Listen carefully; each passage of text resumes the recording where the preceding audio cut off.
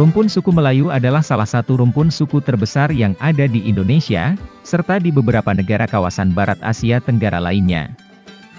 Sayangnya sampai saat ini, masih terdapat banyak versi mengenai asal-usul serta arti hakiki dari kata Melayu. Namun apabila kita pelajari, identifikasi orang Melayu didasari oleh bahasa, adat, tempat, dan Islam. Maka pembahasan ini berdasarkan dari sejarah penggunaan 4 elemen tersebut dalam kebudayaan Melayu.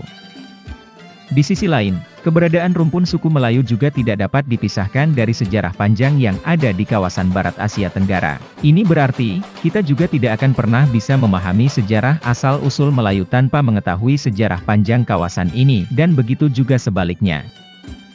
Untuk mempermudah pemahaman mengenai sejarah asal-usul rumpun suku Melayu, kami membagi pembahasan dalam beberapa bagian berdasarkan periode. Zaman Melayu kuno ditandai dengan masuknya orang-orang Austronesia, atau orang-orang Melayu kuno ke wilayah Nusantara, dari berbagai wilayah Asia, pada 500 tahun sebelum Masehi. Mereka datang dan berbaur dengan para penduduk wilayah Nusantara terdahulu, yang terdiri dari orang Australoid, orang Melanesia, orang Dravida, dan orang Proto-Austronesia atau orang Melayu Purba. Secara garis besar, ciri-ciri orang Melayu kuno adalah mereka hidup berkelompok dalam sebuah rumah permanen berukuran besar, atau panjang, yang berlokasi dekat dengan sumber air bersih termasuk di sepanjang daerah aliran sungai. Setiap rumah berisikan lebih dari satu keluarga, di mana seseorang yang dituakan didaulat menjadi pemimpin mereka. Aktivitas harian seperti berburu, mengambil hasil hutan, mencari logam, bercocok tanam, dan berternak dilakukan secara bersama-sama.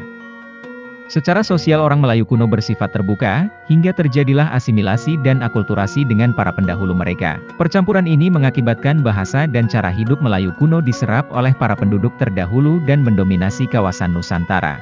Bagi mereka yang menolak perubahan, akan secara alami tersingkir dan berpindah ke wilayah lain atau semakin masuk ke daerah pedalaman. Ketika sebuah komunitas berkembang dan meluas, maka terciptalah kawasan pemukiman yang kita kenal sebagai dusun atau kampung. Lalu secara alami, terjadilah